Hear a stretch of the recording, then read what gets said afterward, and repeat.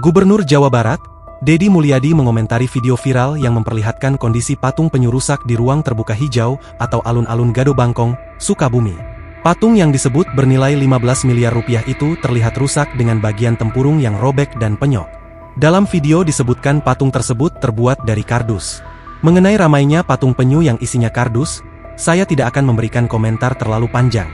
Saya sudah meminta Inspektorat Provinsi Jawa Barat untuk turun ke lapangan mengaudit kegiatan proyek tersebut, ujar Deddy dalam akun Instagramnya Deddy Mulyadi 71, Kamis, 6 Maret 2025. Deddy mengungkapkan, setelah audit selesai, pihaknya akan segera mengumumkan agar masyarakat mendapat penjelasan yang objektif, tidak bersifat dugaan.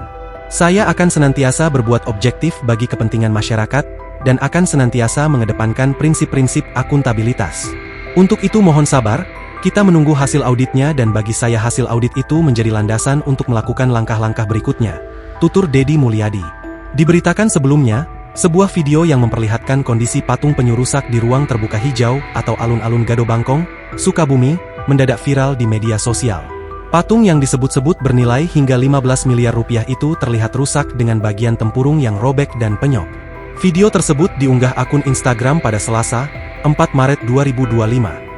Dalam rekaman, seorang warga tampak mengupas lapisan luar patung yang ternyata berbahan karton coklat menyerupai kardus.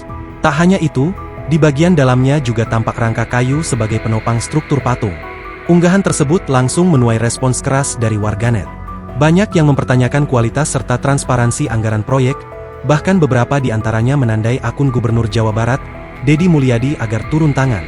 Download Tribun X sekarang, menghadirkan lokal menjadi Indonesia.